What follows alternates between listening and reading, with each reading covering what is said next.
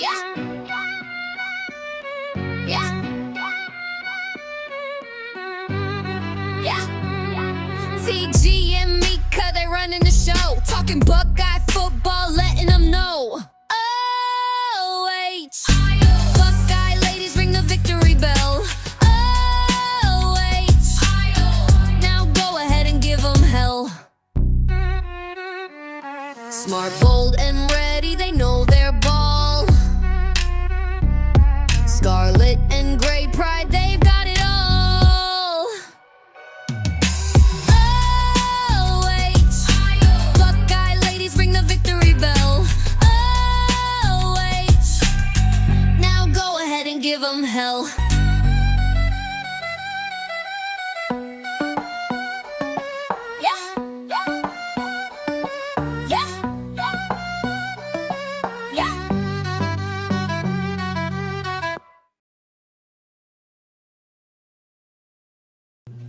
Yo, what up, everybody? Welcome to the Buckeye Ladies Show. I'm TG. This is my girl, Mecah. How you doing, Mecah?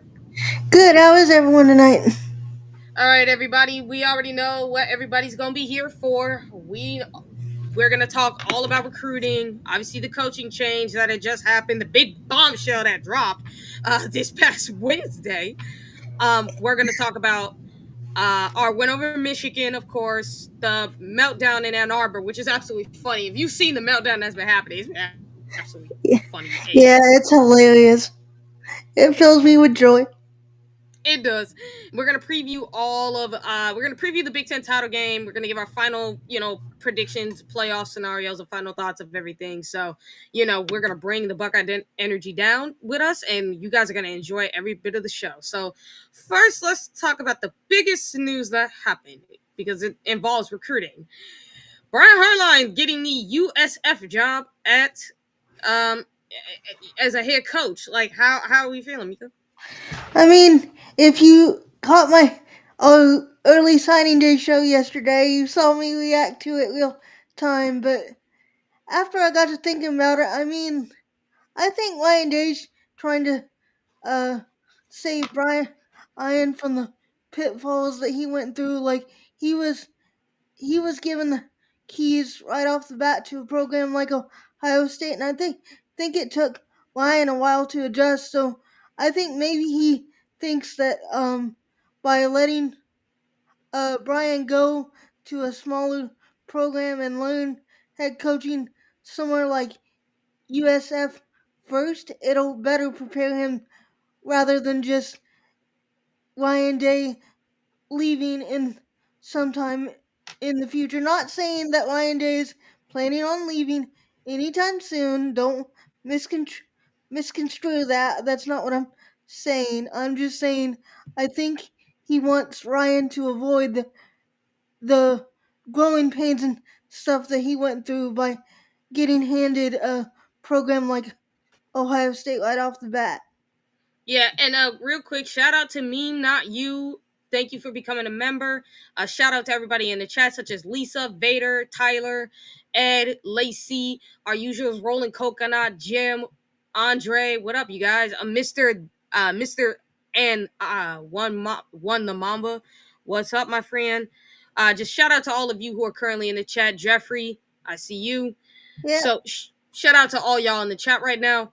And our good man Eric. I see him, Mr. College Huddle right here. Hey, what up, Podfather? So my thoughts on it in the moment, because in the moment I was just like you. I did not know. I was like, please tell me this is a joke. Yeah, my reaction may have been a little bit of a meltdown. It was. I would encourage you guys to go watch that video on Wednesday. I'm telling you guys, they caught it in real time. It was like, Eric was so confused. I wasn't on there, but I was confused AF as well. I was like, what? Like, and Mecah just had a meltdown. my brain may have melted a little. Yeah, but the more information kind of started to come out as time went on, as the day went on, and we started to find out that it was really Ryan Day who pushed. It was Ohio State who pushed Ryan Day to get the head coach job at Brian Hartline. Yeah, I'm sorry, Brian. No, I'm trying to say like Ryan Day and Ohio State. They pushed Brian Hartline to have the to get the USF job because Brian Hartline's main goal is to become the head coach of Ohio State. And Ohio State knows that, like, mainly Ryan Day and obviously Brian Hartline knows that if you were to throw Brian Hartline out there right, like, in the second that to become a head coach as soon as Ryan Day left, it's going to be the same thing all over again of what happened to Yeah, Ryan Day because it's going and to take him a while to figure it out. I think we've seen that a little bit this year. Like he went from being uh just the wide receiver coach to the uh offensive coordinator, and the I think he's struggled spreading out the development as much as he used to, and I think this is just going to help him learn the balance and everything that comes with being a head coach by going to USF. And plus, he's got a lot of connections in the Florida area, obviously, with him being a former Dolphin and everything. Yeah, and Roland Coconut, he did love you guys' show. He was on there, obviously, and Eric even gave him the thanks for it. But and I know for a fact for Jim, I know it feels like losing Heartline. It feels like a death in the family. We all wish him well. We all wanted him to stay, but I think this is the perfect opportunity for him because this was going to happen regardless. Like Heartline's been at the talking point of every head coaching. We didn't expect it to be this soon, but we knew it was going to happen at some point. Yeah. And I know for a fact, Jeffrey, you say you can't believe the internet. It got confirmed already that he is the head coach of USF. So at the end of the day, it's like with Brian Hartline, I do wish him the best. And look, I think this is a great thing. Like for anybody who's freaking out about it, you have to understand this isn't the first time an Ohio State coach has left. Like we all know, this ain't the first time an Ohio State coach has left Ohio State and like went to. Yeah, and I know it. I know it's easy to be like, oh, the world's ending, people are flipping out of the class and all this stuff. But remember, celebrate the remember to celebrate the kids that we landed, because this is their moment too, and I don't want to take anything away from them because they're talented as well, and they deserve their day. Which brings me to the recruiting because when like it pretty much coincides because we have had some flips because of that. We have Chris Henry Jr. He did stay committed to Ohio State, but apparently he didn't like officially sign his letter of consent. He's still sitting and waiting to see what Ohio State's gonna do. Which is understandable.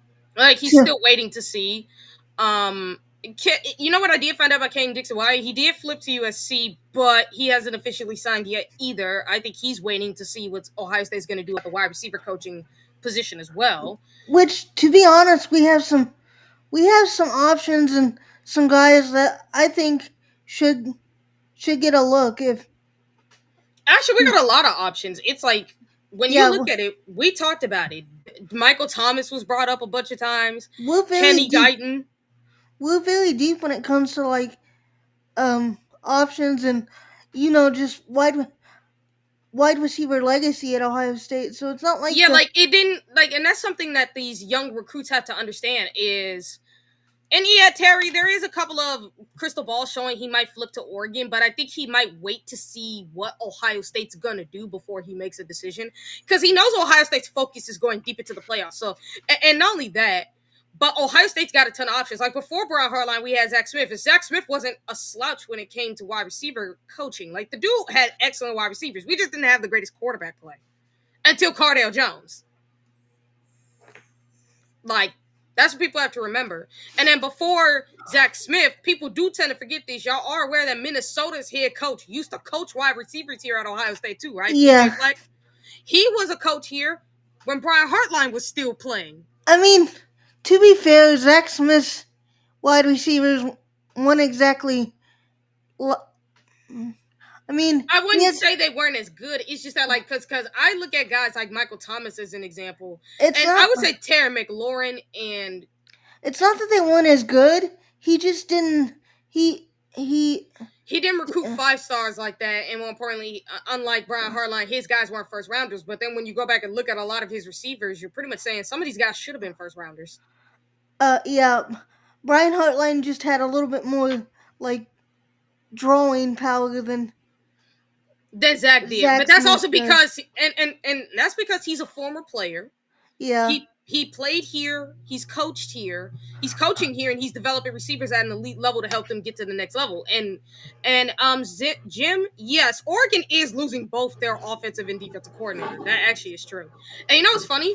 One of the wide receiver coaching options is Ross Douglas of the Oregon staff. Yeah, I heard about that. People have been throwing his name out there a lot. It's because of the New England Patriots connection. Yeah, I And, and, figured. and he is a really good wide receiver coach. I mean, he did well at Syracuse, give him the credit. Yeah, I wouldn't be mad at that if we went that direction.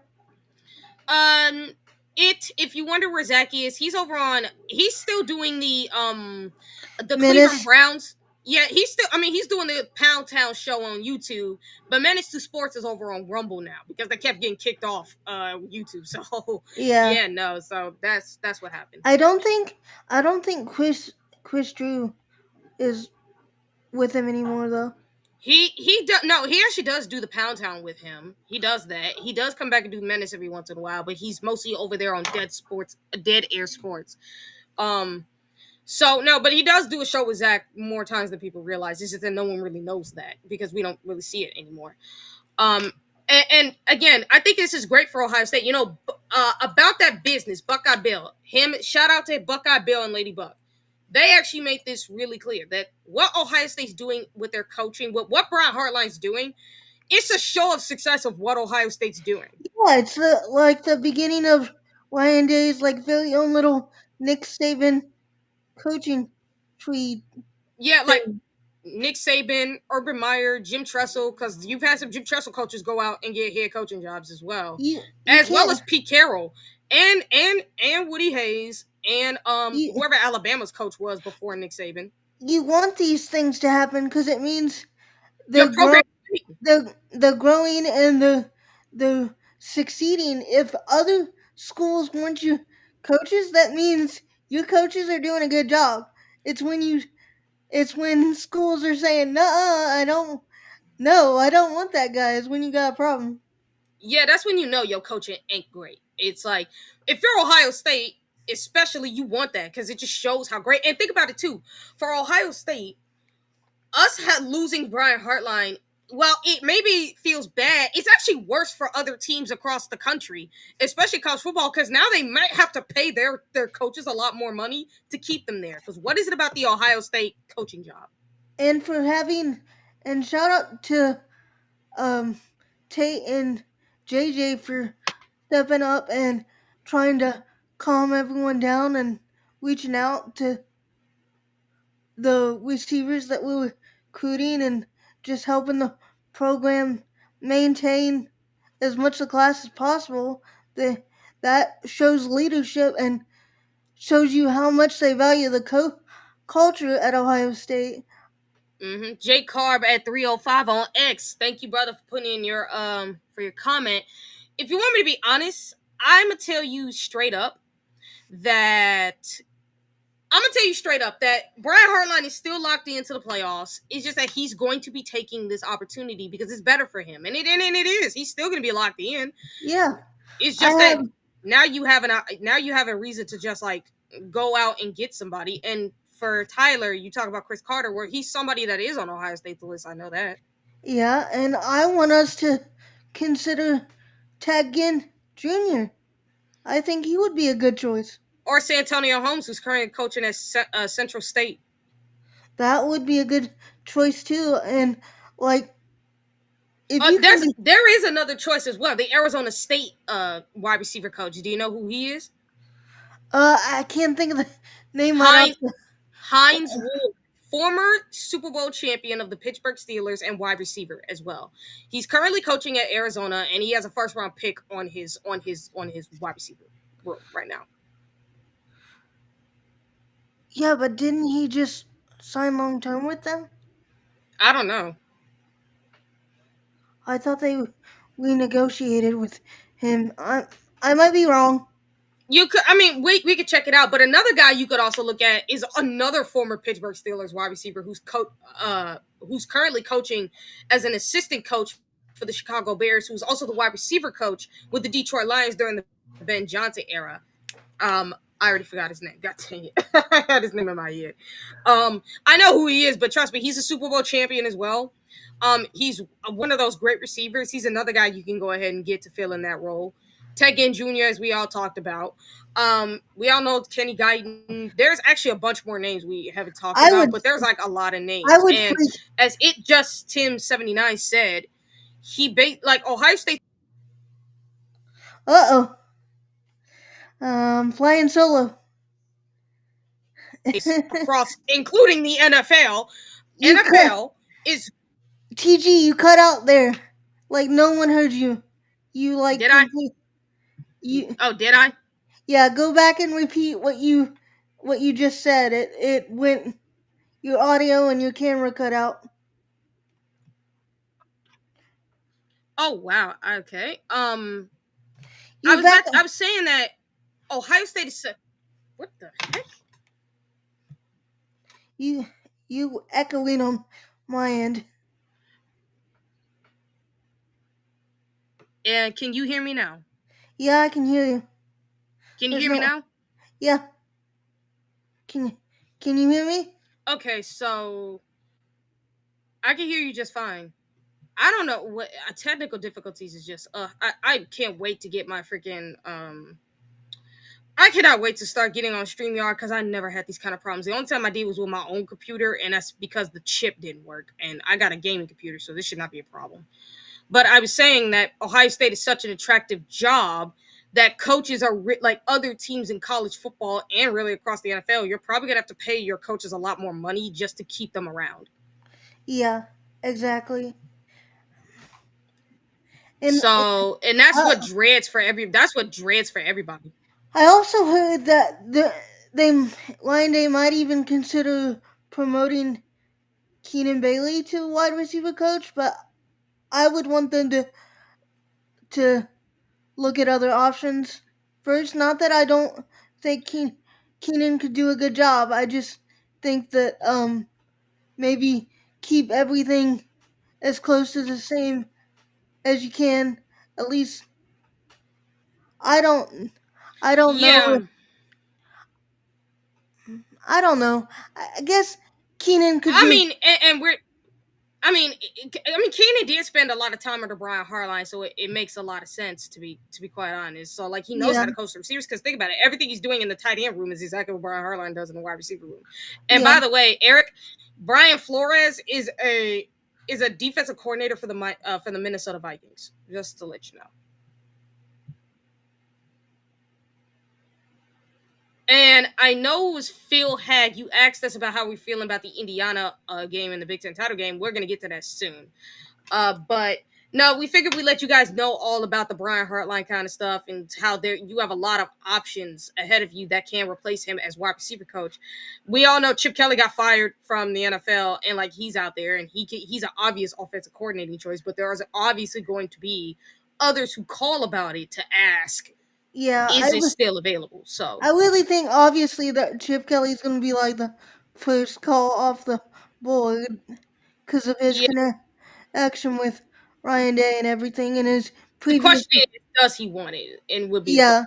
Yeah, And I think if you're Chip Kelly, I don't think you should mind being the offensive coordinator because here's the thing: you're not going to be the wide receiver coach. If I'm Ryan Day, I'm going to hire a wide receiver coach and an offensive coordinator. An offensive coordinator because even though Chip Kelly he coaches the tight ends as well, even if you I would rather have him just focus squarely on the offense, like how you have Matt Patricia just focusing squarely on the defense. I'd rather that. even if he wants to do like a mentorship role and have just do like the teaching part of coaching and not do like the recruiting part because I know he wasn't like really crazy about all the recruiting stuff and everything. Now, when he got to Ohio State, he actually liked it, but it's like the reality is at Ohio State, unlike UCLA and unlike Oregon at the time, you actually have the resources here where it Yeah. don't take much. So, like, he didn't mind being in recruiting when he was here at Ohio State. I'm not gonna say he minded, but I feel like he's getting to the age where he probably wants to like be just more of a coach since that's the part that he enjoys the most. So he could like delegate that if he wanted to. I think Ryan would let him do that. I think Oh, he would. He would. For sure. But this is also why I say when it comes to wide receiver coaching, like I said, you have a lot of names you can choose from. And you know what's super funny? You know Oregon's doing well when using, because we talked about it with our coaching staff. You know Oregon doing well when their guys are starting to get poached too. Even by Ohio State. We took Carlos Lockland. Now we might take their wide receiver coach too. Yep. Coach Locke was a home run hit for us. Ryan Day has done such a good job hiring his people, so I'm not worried at all. I'm sure he's gonna find someone, and it's gonna be a home run hire Yeah. because For Phil, I'm gonna just tell you this straight up. If you want to know, Mika, I want to ask you this: who do you think is our biggest threat in the playoffs? um I'd say either huh. I think Notre Dame would be a tough matchup again because I think they'd be motivated and their their run game is no joke and CJ Cole has grown exponentially since the beginning of the season and you can just tell he's more confident and with if we got a rematch they would just be 10 times more motivated and plus Yeah. I had to put it out there because I know when Grumpy Cat sees this he'll blow his lid You know he is. and his Um, and his rants tickle the heck out of me when he goes on his rants. I mean, Jim says turnovers is our biggest threat, which he's not lying. If I had to say who our biggest threat is, I would say it's Notre Dame just because of that alone. But because, or maybe, I mean, I would have said Ole Miss at one point, but even I don't know how they're going to play this time around. I know it's not No, going to be Texas Tech because Ohio State knows what to do against them. Same with Texas A&M; they know what to do. Maybe Georgia, but then again, when I look at Georgia, I don't know. I Ed don't. says Indiana, but I wouldn't say Indiana. In my opinion, I think like because Indiana, and we're gonna get into them when we have the opportunity because I there's don't actually some know. stuff y'all don't know about him. I don't know if I'd say Georgia because they have so many hot and cold like up and down moments that like I don't I wouldn't consider them like our biggest threat. I mean, they can get any team can get hot at any time, so I'm not discounting anyone that makes the playoffs, but Yeah. And for Ed, Chip Kelly got fired by the Raiders. Like he's not in the NFL right now, so he's free to do whatever. And Lisa, someone just texted that Matt Campbell to Penn State. What? Ooh, we got to see if Raider knows anything if about this one. if that's true, that would be a home run hire for them It cuz really would be.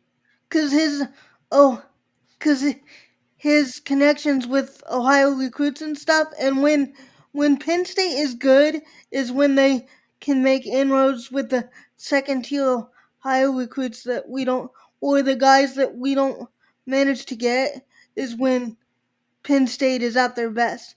And Yeah, Matt Campbell has a lot of Ohio connections, so that would be yeah. a home run Yeah, she says she hire has no for them. idea if it. Yeah, she says she has no idea if it's true or not. She just seen it, but it's like, yeah, we're gonna see if that's true or not. Mister SG, Mister MSG 5141 is good. Hello, sir.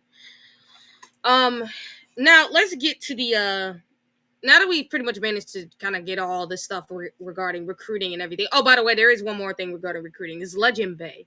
Now, Yeah. we're not sure how true a lot of this. Now, we're not sure if it's true, if he's committed back or not. But apparently, his folks have been trying to get him to commit to Tennessee because they don't want him going to Ohio State for whatever the Yeah. reason.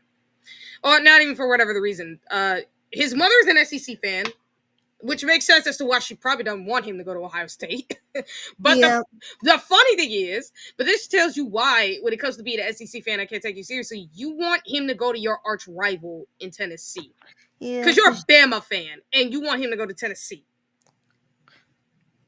I agree with you, Terry. I'm and no disparaging the family, but I feel bad for the kid.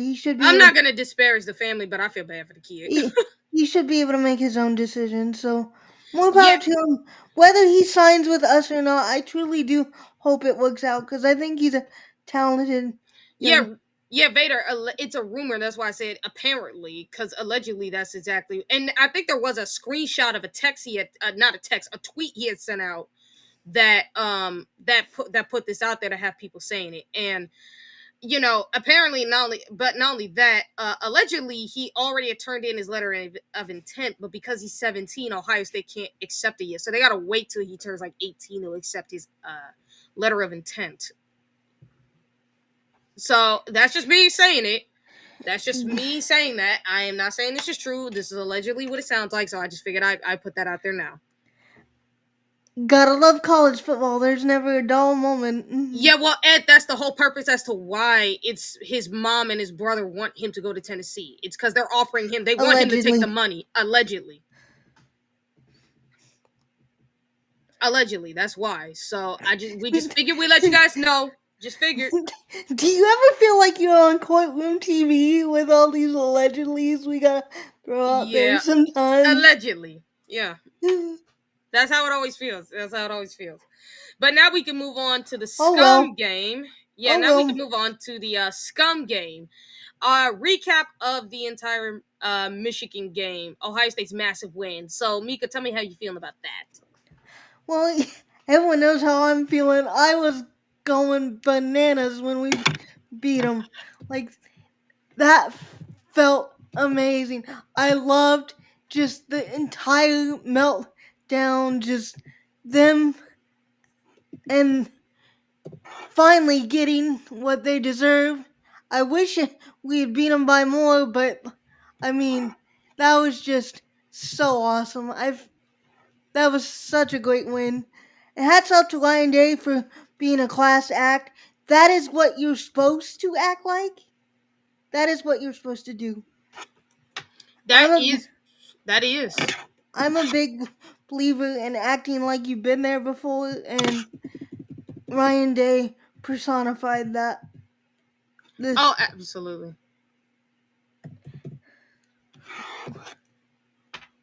We acted like with class and leadership, and hopefully that sets an example for future matchups against them, because we had every right to go ballistic on the field and everything after what they did last year, and hats off to Ryan Day for saying, no, we're not doing that, we're better than that, because we are. Yeah. We are better than that. There's no ifs, ands, or buts about that. And that's what you got to love about Ryan Day, is with him, it's, no, brother, we're better than that. We know better. We are not, we are not going to sink down to that level at all. And I love that.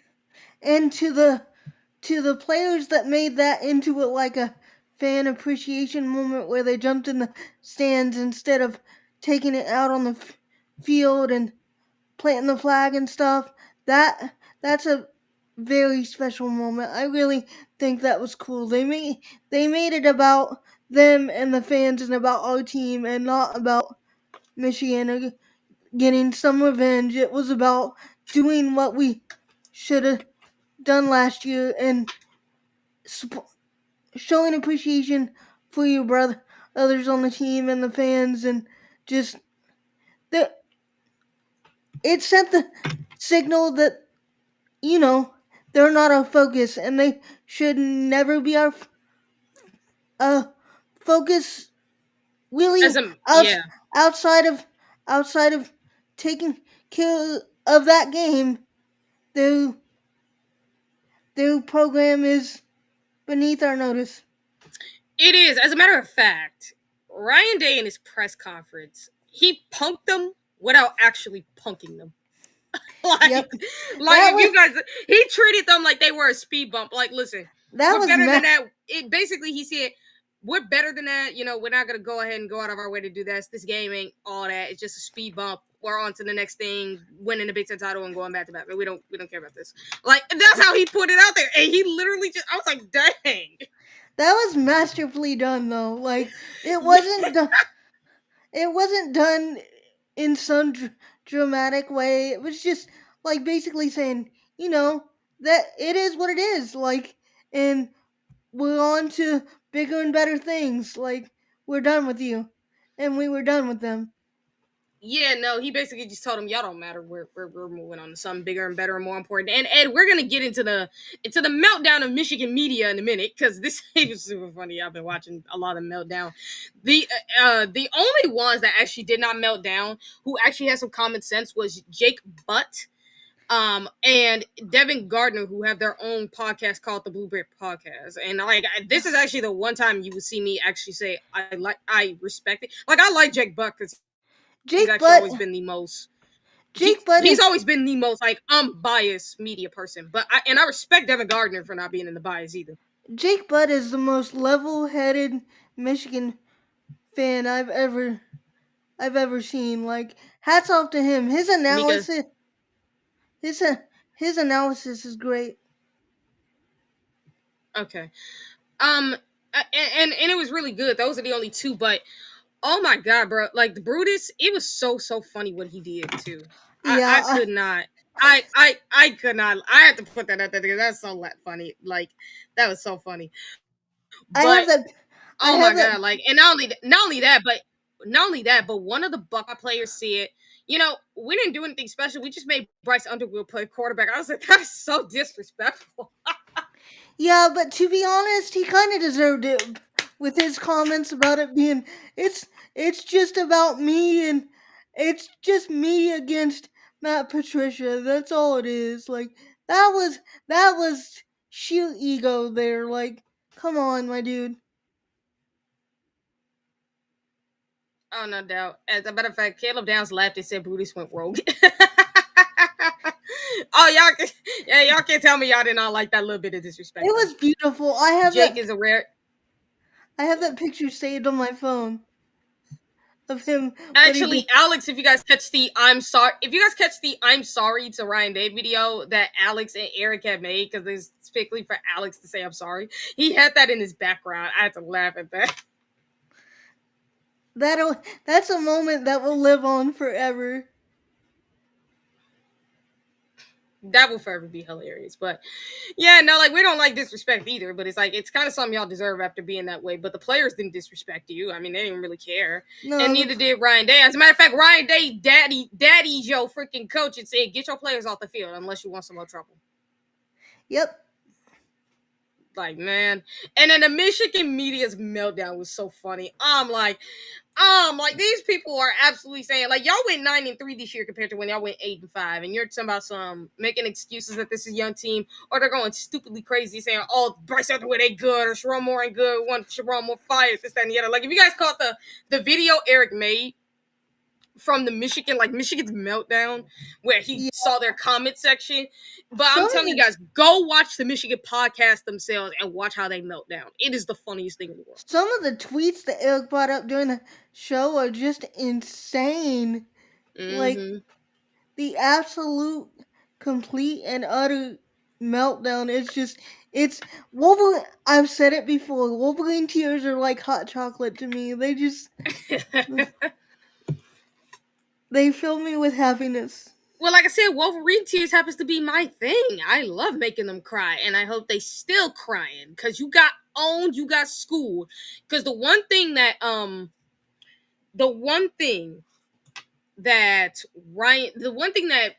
Jake Butt said is that in the 2024 game, Ohio State beat themselves because Michigan had the mental advantage because of how Ohio State was still stuck in their own way with this game in their heads. And they were thinking the same thing until they saw, as the game went on, it was never that. When Julian threw the interception and it cut to Ryan Day and you could just see it on his face and he gave the kind of little and smirk and everything, I was like, we got this. We're good. We got this. Yeah, like, it's like, if you cut to the camera, because, with Jake Butt and Devin Gardner, I said it, if you guys actually go back and look at when the camera cut to Ryan Day, he had that smile. He had that smirk on his face. He had that calm collection about him. He was like, well, we good. Well, I mean, we ain't gonna change nothing. We good. And it gonna happen. And Julian saying, like, is there a more poised quarterback in all of football? Yeah, I think he just got nervous in that game, and it's like once he calmed down, like, look, He, guys, go watch me and Corey. If you guys weren't on the watch along with myself and Corey, go watch it because him and I were both upset after that interception, and we were hoping like, please don't let this be a thing. But we're like, but at the same time, I was like, okay, Julian might have nervousness, so just let him settle down real quick. He'll be fine, and he did exactly that. me too, Mr. Bucknuts. Oh yeah, I see it. Oh, Rolling Coconut said, "Did you see Moore give Coach Day the side after he told him that he just had to take it and not look like a salty heel?" LOL. Yeah, Well, he did. I mean, let that be a lesson to you how to act like a real man and a real coach. That's how you're supposed to act. Yeah, and you know what's super funny is how many times we caught him crying in that game. Yeah, and he was all teary after the during the press conference, and I Yeah, was just I like, saw that too. I'm like, bro, shut it. Listen here, Ryan Day. Let me tell you something, all y'all Michigan fans who kept talking about Ryan Day. I have never ever seen Ryan Day cry, ever. I mean, he got a little emotional talking how about his dad and everything, but that's understandable. No, I'm talking about like during like after a game like this. Like while he looked shocked against Michigan after they lost in 2024, he didn't cry. This fool cried for Jim Harbaugh back in 2023. He cried during Yeah, this game like 4 times, and then after the press conference, like, no, don't you ever call Ryan Day crying day ever again? Because I've the never seen that man cry ever. the horrible tears were just ridiculous. That's it, bro. When he had that horrible meltdown, I'm like, oh my god, you act like that man died on you. Like, come on, get your get your Right? stuff That's to. how all of us was. We were like, why are you, bro? Stop with the tears. That is the fakest setup It was so nonsense you will ever see. it was so cringy. It was so bad. I couldn't take him seriously. I'm like, oh my god, no, no, no, no, no, no, no, no. Somebody better, bro. You better shut your mouth. Like I don't ever want to, bro. When Urban Meyer got suspended for 3 games, you didn't see Ryan Day do any of that. So like, no, don't even start. Yep. Don't even start. Like I don't want to hear nothing. And then with the possible them cheating again, they have no room to talk anymore. I never want to hear a Michigan fan mention the word integrity ever again. Yeah, like don't enter, like nobody ever better question Ryan Day's integrity. As a matter of fact, like I said, I enjoy just watching the meltdown because I'm telling you guys, go watch their podcasters. The meltdowns are absolutely funny. Like I say, the only ones who have been the completely unbiased and doesn't do all that was the Blueprint um podcast by Jake Butt and Devin Gardner. Which who would have thought that, right? And Well, at least with Devin Gardner. and shout out Vader being the first one to really break the new Michigan cheating scandal. Not only that, but I did forget to mention this. Like Ryan Day's little inkling, because of how he gave it. He said he had an inkling that Michigan was gonna cut off the communications, as we all know. Like he got warned ahead of time. Yeah, We all man, know. Doug And, killed it. Doug killed it with the question too. Shout out Doug Maurice for. and how he answered it, but how Ryan Day answered it was the funniest thing. And then he gives a little wink, like. And the thing is, when if you guys haven't seen it, check out the video that I did with Eric and Chris where we broke that little moment down and everything. You could hear the wink in the audio of the press conference. You didn't even have to see the picture. You could hear the smirking, like the gotcha moment. It was so nice. And you know, it's super funny. I watched Sports Talk Jay, and he had literally said it. He's like, Ohio State don't ruin nothing now because these guys are already cheated once. We're like, we're not taking any chances with y'all again. Yep. And So, if the NCAA doesn't do anything, if the Big Ten doesn't do anything, well, you need proof though, because they can't act without. Well, the Big Ten can't act without proof. And the NCAA, what are they gonna do? You already let them off with a big cheating scandals. Like, what would they do? I mean, they have to do something. I mean, you can't just keep letting them get away with crap like this. Especially because now you're telling teams it's basically okay to do it. That's basically what you're telling them. Yeah, you're basically saying that NCAA is basically saying we're toothless, we can't do anything. Right.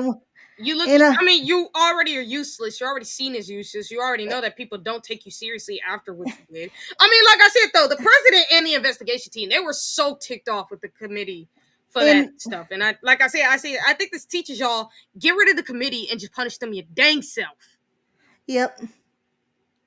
Because that's corruption at its finest, people. That's just truthfulness. It doesn't matter with Michigan State's hiring of Patty Fitz and what we're doing. They're gonna be irrelevant for a long time. So I'm not worried. Oh my God. Lisa, tell me that it is not true. Oh my God. Speaking of lack of integrity in class, besides scum, of course, what about James Franklin and his minions calling all the prospective Penn State coaches trash and trashing Penn State? Like, oh dang. Wow. Wow. Talk about petty. Wow. Oh That my. is, bro, that is so petty. That, Dang. that is next level pettiness. That is child on the playground pettiness there. Like, oh my goodness. You're a grown man. Bro, and I'm not only that, but I think, he's beating them in recruiting right now because he's taking the recruits he I got from Penn State, he's taking them over to Virginia Tech with him. He like, no, leave them trash coaches and all that trash program over there. They ain't got no coach put in place for me right now. I am the guy that can help you succeed. I put talent in the NFL. I built that wow. program from the ground up. That's what he's doing. Like, he is big, and you know what's super funny? James Franklin was the best coach that Penn State actually had available. Like, you He fired that guy for no reason. he is he is going full on like just eating those sour grapes, isn't he?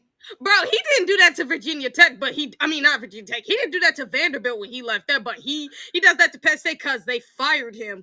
Yeah, I And after know. the season, and then it's like, not only that, but like, y'all can't even find a coach to replace Franklin because there is no coach. Like, you, like y'all are stuck in limbo. Like, you done nuked your program for what exactly? What did you like? Firing Franklin was the worst thing you could have done because you had no backup plan. You should have had a coach been put in place. I understand why they did it, but they should have had a backup plan ready before they did it. Yeah, I mean, as Jeffrey Lowe said it, like, it's petty. No, that's classless. It's definitely classless and petty, but but they are allowing it to happen because they had no backup plan. Like, it's truthful. Like, Like nah. I said, he just munching on them sour grapes, isn't he? And like I said, he taking their recruits too. Wow. Like, that is petty. And you know what's even funny? You know what's even worse for Penn State? Bro, if Manny Diaz somehow went, like, he's in the ACC championship game. Imagine if that man wins the ACC.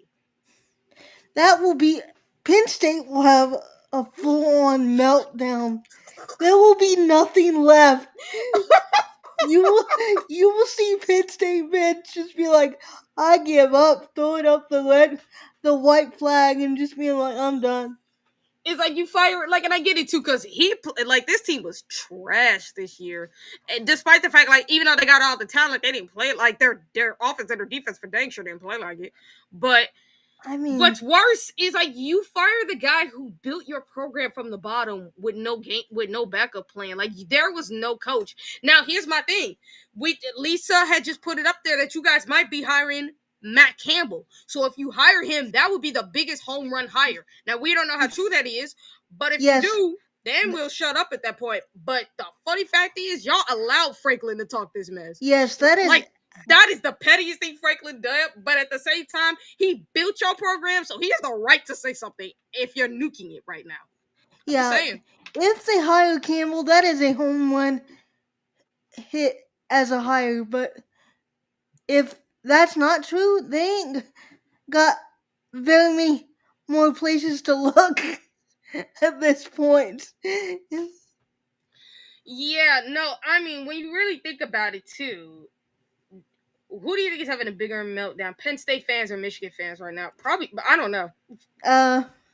Michigan. just I because. I would say, like, because here's the thing, like with Penn State fans, you know they having a meltdown just because of everything that's going on in the season.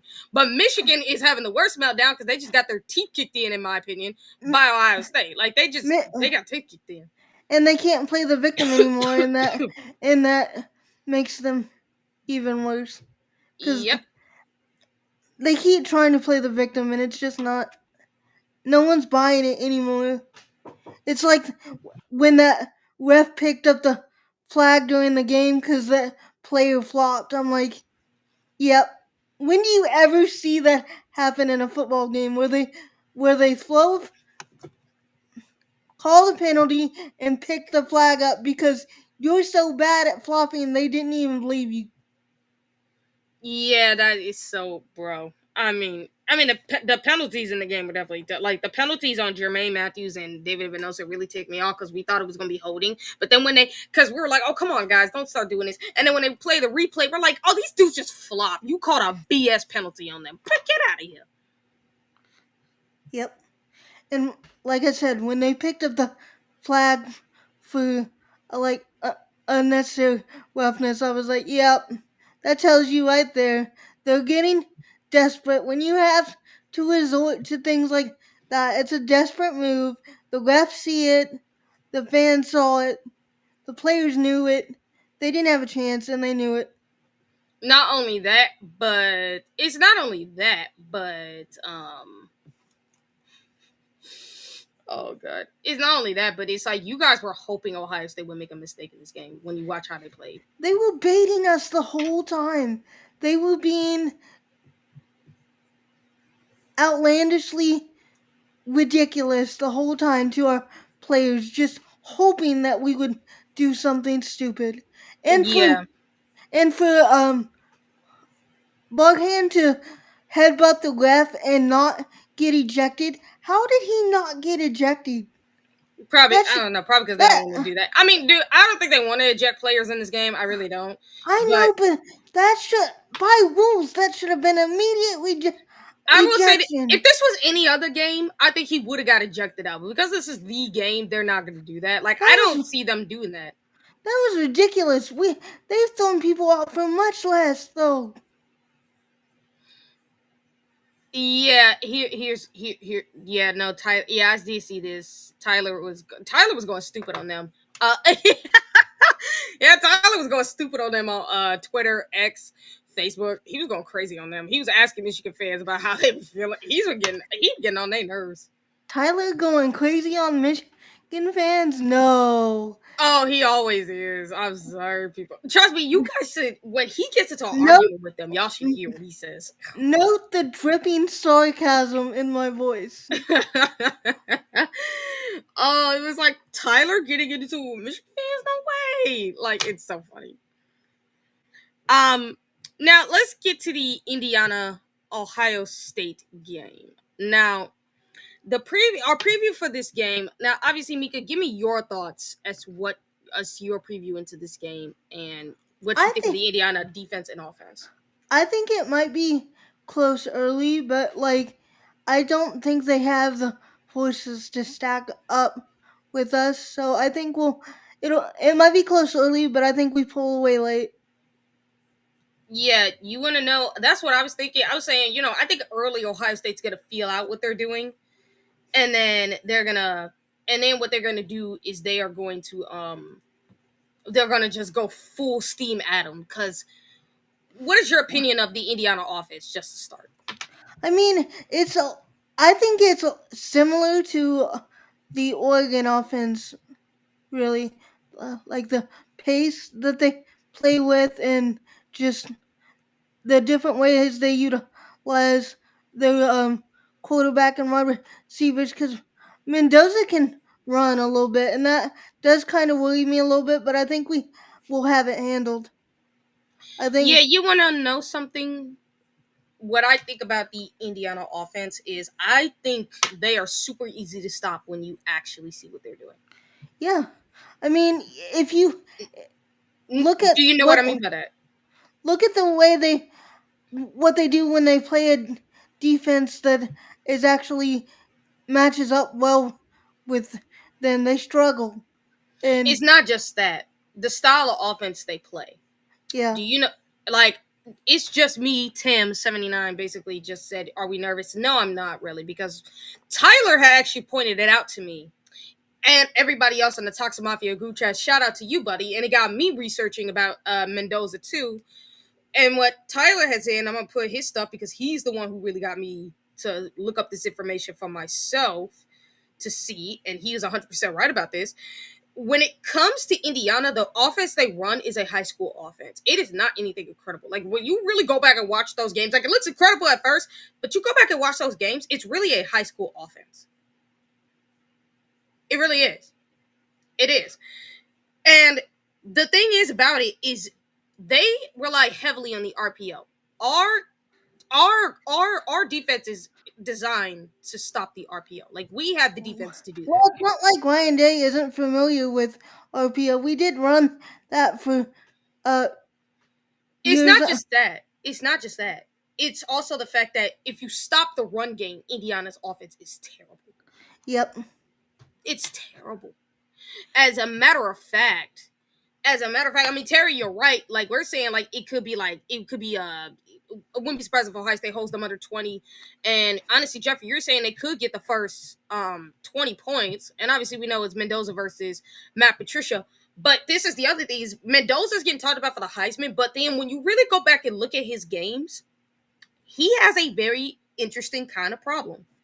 And Tyler pointed this out, which is, let me see if I can find where he had it at, because it was really truthful. He says that let me see, where is it? And also the right side of their offensive line for India and it has been struggling too. So In that's pass protection, he did say that, and that was truthful. He did say that. It is the fact that and it's about Mendoza, actually, because he actually has a freaking problem. He apparently he is an amazing quarterback at home. Like, his passing numbers, all his great stats that he has, mostly comes from home games. Do you know what he looks like at away games and on neutral sites? I know he struggles. I've seen him That's the play. point. He's trash. That's why he struggled so much when they were at Penn. I think they weren't comfortable. It's more comfortable for him to play at home. Oh So yeah. Yeah, no doubt. It's like, so that's why I'm saying with this game, like, I know for people in Indiana, you're thinking it could be a home matchup. The reality is it's going to be a neutral field because you're going to have Ohio State fans there. It's going to be a lot of Ohio State fans, yeah, it's not. whether y'all want to believe it or not. And not only that, but if it's a neutral field, it favorably plays into Ohio State because Mendoza does not play well in those landscapes. He doesn't. He's terrible. And Buckeye fans always travel well, so I'm not worried at all. And think about it, the Big Ten title game, they get drunk. So and when they drunk, they loud. So, like, you know that. Yeah, that's for sure. Oh, and one more thing, guys, too, because I did forget to mention this during the recruiting news, which was Jerquan Guilford announced that he is officially signed to Ohio State. So, Yeah, don't sleep on that guy because I think he's severely, severely underrated. I think he's one of the most well-rounded wide receivers in the class. Like, I'm surprised that Indiana didn't make more of a late push for him because I think he could be really special. I mean, he's not like a straight-out burner or anything, but like he's very well-rounded as a wide receiver. I think he could be something really special. yeah, if you ask me, the other thing is, too, if you get Indiana on the third down and long, they're not picking up the first down. They're not. Yep. That's the other thing. So it's like, and even though Indiana has way better receiving talent than Michigan by a mile, that doesn't mean they're going to be better. Like, when you really go back and look at their stuff, because Chris and Eric and then did a statistical breakdown of what their offense, how good it looks, and they expect their offense to be good. But Chris and Eric, I would tell you, if you go back and watch those games, you'll see exactly what Tyler's talking about, what I'm talking about. Like, And they're really the same as last year, except they have better talent. You can make that admittedly. It's just that their quarterback, like, yeah, he's better than last year, but at the same time, he ain't that much better. Because on the road or in the neutral field, he's terrible. So imagine how he's going to look in the playoffs. I do think he brings the running element, and that's gonna be something that we got to watch out for. But like I said, Oh I no, think I think Ohio State. I think Ohio State's aware of that, and not only that, but I think they have a game plan. Because the other thing is, if you put pressure on Mendoza, you're going to win this game. The yep. key is just putting pressure on him. Just put I pressure. think I think Orville Reese will be key for this game because I think they're gonna use him or maybe Caleb or Sonny to spy Mendoza and keep him contained.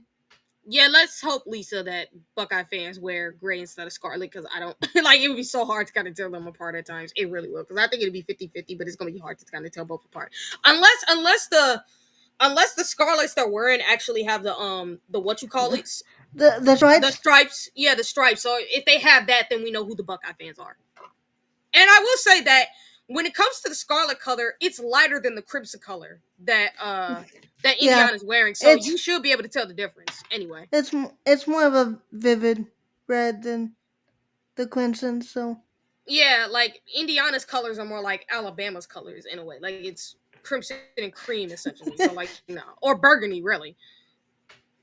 So no, if you ask me though, like when it comes to this game, I'm confident because remember, because if you guys haven't seen, and I would tell you guys to do this right now, go to Patreon and watch Chris's video of what drives me wild on the stupid Indiana podcast that was talking so oh, much trash. that was obnoxious.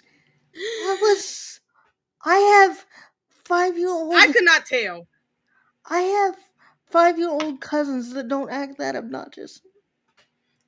I could not tell if they were being serious or if they were trolling. I couldn't Uh, tell. Like I Tyler was thinking they were serious, and I said, if they really are, they are straight up. I honestly think they were being serious, and to come out and say we think we're God's gift to college football, but we're not Notre Dame. No, we kicked Notre Dame's No, he butt. says we're not. We're not. He says we're not. The God's gift to college football, and it goes on to say we're not as good as some of these other programs. And I'm like, brother, are you stupid? You know That's what's funny? Your podcast says no ball boys or something like that. that's Yeah, what y'all I'm don't know saying. ball if you're talking like that. That's what I'm saying. He had the nerve to say we think we're God's gift to college football, but it's not like we're Notre Dame. And I'm like, oh my goodness, no. You know why? Because we beat Notre Dame's butt, and we beat your Notre butt. Dame has not. Notre Dame has not beat Ohio State in like 91, 92 years. And The last time they beat Ohio State, it was 1936. yeah, like Woodward 2 hadn't even finished yet. Like, I mean, Lou come Holtz wasn't on. even born after the fact. So, like, no, like, don't say that. And then you try to bring up USC. Ohio State would dog walk USC right now. You bring up Bama, and you know what's funny? Is like Bama, well, and they are a great program, but the reality is Ohio State is the most winningest program in the last 100 years. And not only that, but Alabama's had a lot of down periods. Like, if you two morons on that Indiana podcast, you know who you are. You know who you are. Y'all literally, if you guys actually look at the history of Alabama, and you go and look up this really go and look up this list that was created of the best programs of the 21st century, this century, and the best programs of all time. If you notice, Ohio State's number one in both. And Yeah. the reason why is because of how consistent they've been over the years. They say Ohio State hasn't had a down period in a real long time. It's been since what, the 1800s or something like that, since Ohio State's had a down period, the early 1800s. And then not only that, but this 21st century, they only had one bad year, and that was a 6 and 7 year that most programs in FBS would kill to have right now. To be fair, they're probably just saying it to get a reaction. So I mean, no, like the way they were saying it, I was like, either they're trolling or they're being serious, and it just sounded like they were being serious. At one point, like I couldn't tell, and I could not tell. I was like, "Are y'all serious or are you trolling?" I would think you'd have to be trolling because you cannot be that delusional. Right? PSA: say no to drugs, kids. Tell me why Indiana fans are becoming more delusional than Michigan fans right now, which is astonishing. Like, I'm gonna say this when it comes to Indiana fans. I understand that you guys, you're excited for once you actually have a football program you give a dang about. For once, Yeah. and we're happy for you. We think you guys are a great team, but please don't talk out of your behind and act like as if you know ball all of a sudden. Because brother, if you knew ball, you know better. Now you actually had Indiana fans actually going in the comment section, even on Twitter, they were like roasting the heck out of these guys, saying, Yeah. "Are y'all slow? This is the greatest program that we are trying to be. We are trying to be Ohio State. Every program is. I mean, you even blow up the fact that we're not better than Florida. And where has Florida been? Like the last time they were great was with our former coach Urban Meyer. What they did was just give us more motivation and bulletin board material if we even deign to pay attention to them, which That we probably won't. yeah, that's what's so ridiculous about it is like I said, I don't know if they're trolling or not. I really don't. I don't know. I like, are y'all serious or are you trolling? And then they have the nerve to talk about Brian Hartline too, They where probably they said something about when Brian Hartline had promoted about Ohio State being the best offense, like having the best tight ends, having the best offensive line. Like they're not going to say anything about the receivers because they even said it like Ohio State, you can't say nothing about the receivers. But Brian Hartline was bragging about that, and then they had the nerve to say something about it. And I'm like, they acted like is it? And then they talk about their defense and how Brian Hartline, how you really gonna look against a defense like Indiana. And I'm like, are you guys aware? Are you guys aware that your defense is super easy for Ohio State to figure out? just I'm done talking about it because it's just No, like let's just be realistic. They even bring up the Indiana game from last year where like the offense wasn't doing like the offense was holding back, you nitwits. Did you see what Ohio State did in the postseason? they just want clicks, so I'm not gonna give them any more attention. No, 'Cause like they, I don't even know the name of their podcast. I just seen it and I just like again, you had you guys had Chris break it down. It was so freaking fun how he was going after them. yeah, it was funny. You guys, if you haven't seen it yet, go watch it because it was funny. And not Y'all, only that, yeah, and not only that, but also I want to bring this up. You know, we talked about it before that CJ Hicks will be playing in this game against the Big Ten against which is, Ghana. which is going to be awesome to see because I think he's going to be very, very motivated to get out there and play because he's not played much all season. He's going to be like a secret weapon, hopefully. Oh yeah, and not only that, but I mean, I'm with Lisa here. Like the Indiana fans don't annoy me like Michigan fans. They're like amusing to me because it's like, yeah, you guys are super happy about having a elite program. I Good get for the you. I get them being excited. I would be excited too if I was an But Indiana be fan. realistic. Be But realistic. don't don't be don't be poking the bear. Is all I'm saying. Be realistic. Be realistic. You know, and again, it's just these two. Like, I don't see other Indiana fans being this disrespectful. Like, or other Indiana podcasters. It was just this one program which blew my mind, and I was like, "Tell me these guys are," because I wouldn't say anything, but I did not know. I did not know. I don't know. I don't know. I really don't. So, like, give me your prediction for the Indiana Ohio State Big Ten title game. By the way, we will break down their defense, but like I said, their defense it really isn't that hard to do. Like, especially because they kept talking about it. I'm like, I would Yeah. love to see if Indiana is stupid enough to leave Jeremiah Smith and Carnell Tate on the island. Because if they are, if I'm Ohio State, I'm throwing the ball to them every time. Because your corners, get this, Indiana's corners are shorter than both Carnell Tate and Jeremiah Smith. Like, I think both of them are like 5'9" or something like that. While Yeah, Carnell I and think Jeremiah are built like freaking tanks, like 6'3", 6'4". I think the tallest corner they got is only like 5'10" or 5'10" and a half max, and that's just his listed height. So he's probably shorter than that. Yeah, and you know what's funny, Tyler? We talked about it with CJ Hicks. Like, the reason why he hasn't been playing all year is because Ohio State actually redshirted him to keep him around for another year. And from what Ohio State has said, they're going to play him in the postseason because it doesn't affect his redshirt. And guess what? They're going to play him in this game. And one of the things I said, put Arvell Reese and CJ Hicks on the same side and watch what that does to offensive line. If I'm Ohio Yeah. State, I'm putting them on the right side. Yeah, because that's where they're weakest, and Orville and CJ are the most athletic guys, and they even if Mendoza tries to run, they can easily wrap him up. Mm-hmm. It's super simple. So, give me your prediction, your score prediction for the Indiana Ohio State game. I'm gonna go uh 31 13. I'm gonna go 35 to 14. I think, Oh, or yeah, 35-14. I would say. okay. Yeah, Tyler, they can't block CJ. He has too much speed. It's not. Oh no. It's not even just the fact that he got speed. Like he will bull rush the heck out of your tackles. I've seen CJ Hicks in the games he's played. He literally just bull rushes these tackles and put them flat on their back. And plus, he's had more time to like absorb. And Ryan Day even credited him for what we did against Washington. Michi- Michigan, some of it, and just Okay. his work that he did on scout team and everything. So you know he's Yeah. gonna be, he's gonna be ready. And not only that, but it's like his bull rushing, like the fact that he's so strong that he could push a tackle back is ridiculous.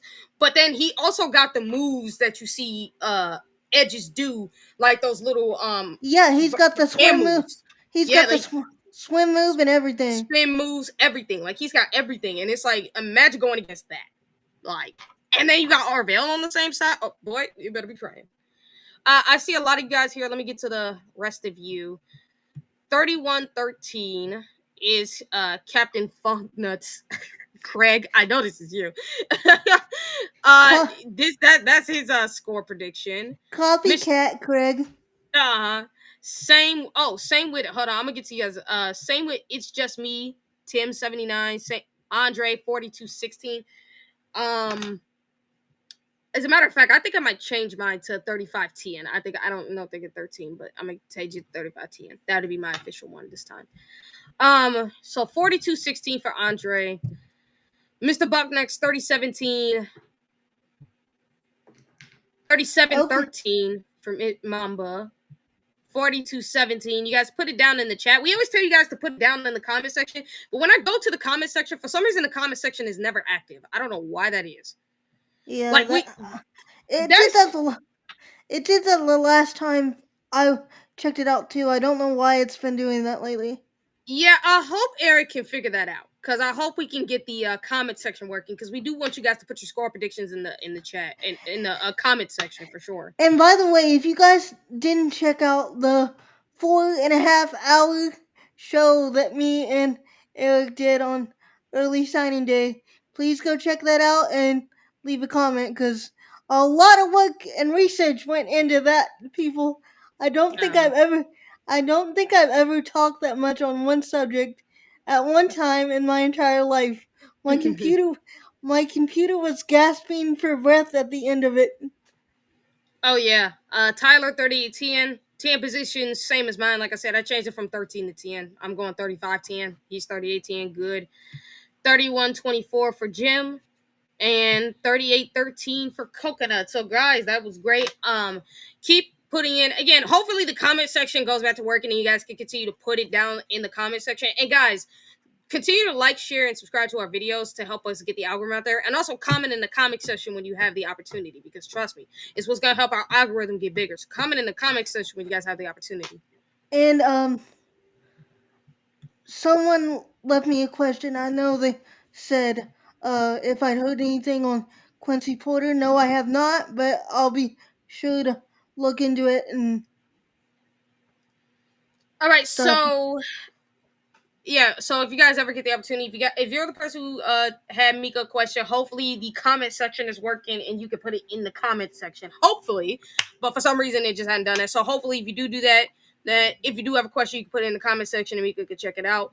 And if not, we could just wait till the next show. But Mika, do you have any MVP picks for this game?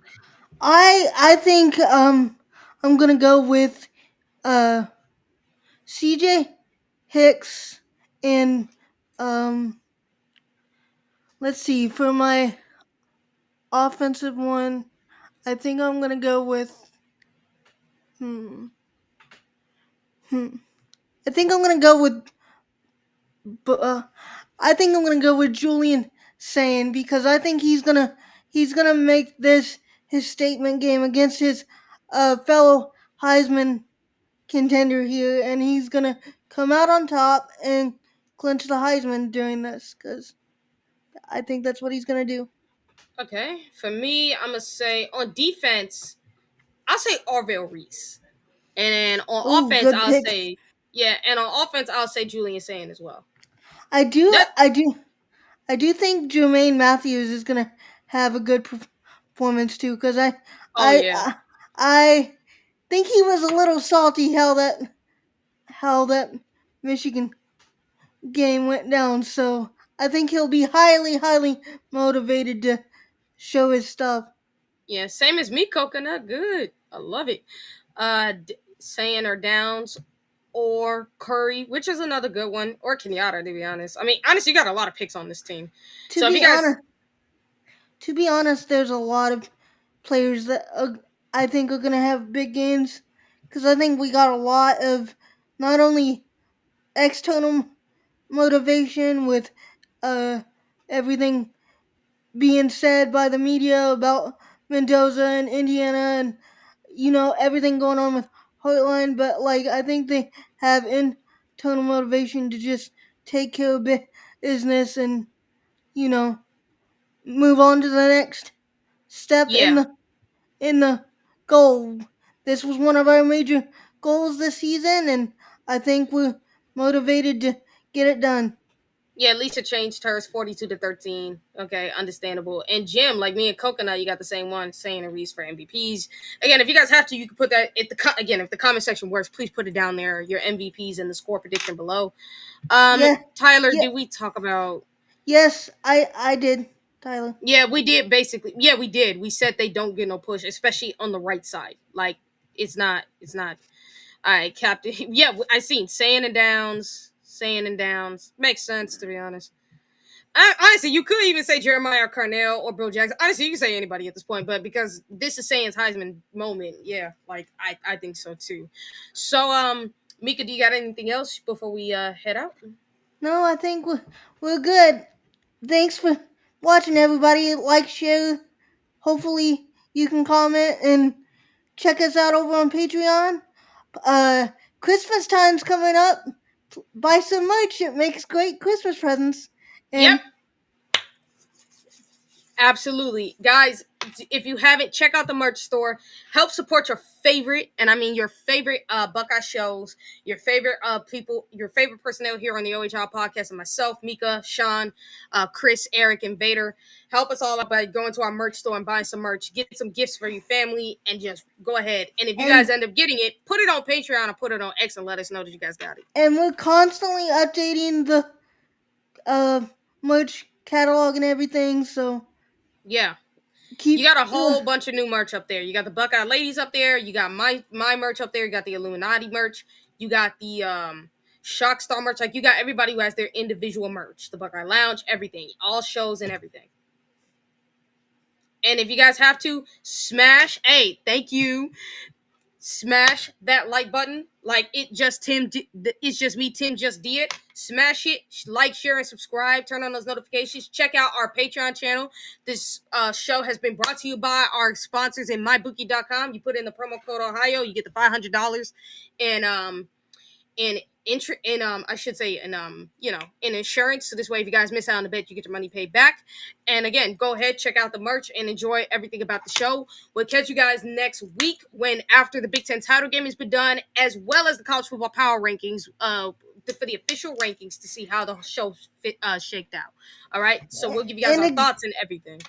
and again, celebrate the kids that signed because that was a very big deal for them, and they deserve their moment too. Don't just mourn the kids that flipped. Yeah, and guys, again, stay positive. Ohio State will figure it out like we always do. This is the best job in all of football, and everybody's going to want it.